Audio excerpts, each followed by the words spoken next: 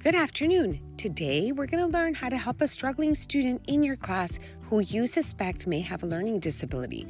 We'll learn 3 things to help you in this process. Objective 1, what learning difficulties raise a red flag? Objective 2, how to gather data for the area of concern. Objective 3, how to refer the student for special education evaluation. Our first learning objective, what to look for in the classroom. Problems reading and or writing, problems with math, poor retention, problems paying attention, trouble following directions, clumsiness, trouble telling time, problems staying organized, impulsivity, difficulty saying a word correctly out loud or expressing thoughts, speaking like a younger child using short, simple phrases or leaving out words and sentences, having a hard time listening, problems dealing with changes in schedule or situations. How consistently do you see these struggles? Objective 2. Gather data to best help your struggling student. Talk to the parent. What does the parent notice at home? Is there a family history of learning difficulties? What is the parent's point of reference? Again, you're gathering information. The parent's opinion alone does not determine whether or not the student may have a learning disability. It is one piece of the puzzle. Next, ask other teachers that work with the student. This includes specials teachers such as art, music, and PE. Gathering data from multiple sources is crucial. Another piece of data is your observations. How does the student interact with peers? Observe these interactions during class time and in other informal interactions such as lunch and recess. Our third learning objective is how to refer your student for a special education evaluation. Now that you've gathered your data and have a stronger idea of what the student's struggle is, request a special education evaluation from your campus diagnostician or school psychologist.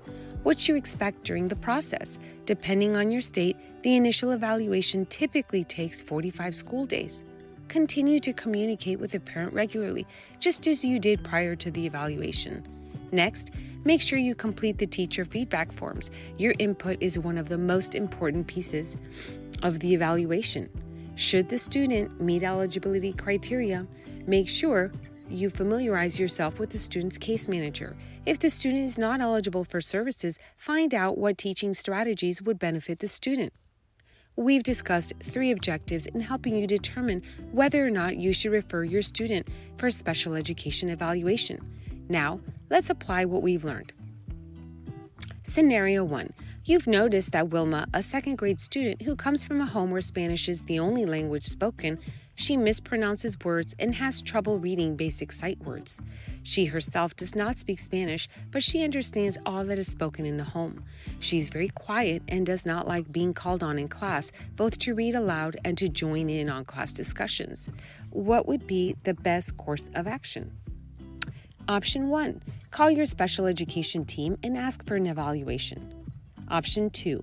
Recommend that Wilma be retained in 2nd grade so she can catch up to her peers. Option 3. Lower your expectations and allow Wilma to read lower-level books until she acclimates. Option 4. Gather data, including talking to parent and teachers, to find out how Wilma is progressing. Let's go through possible responses. Calling your special education team and asking for an evaluation could be premature if you haven't spoken to other sources or documented her progress. Option 2 also is not recommended for the difficulties Wilma is displaying. Option 3 does not provide a best practice solution. Option 4 is the correct response. That includes our lesson today. If you have further questions, please contact me at the email